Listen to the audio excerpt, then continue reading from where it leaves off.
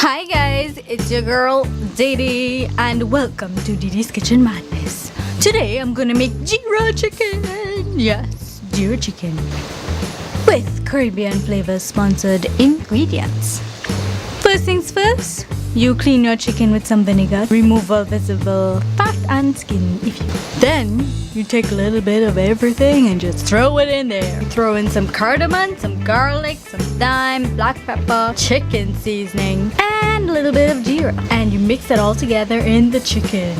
Then in a pot you add some water, a little bit of curry, and a lot of jeera. A lot. And then when that cooks down, you just throw in the chicken.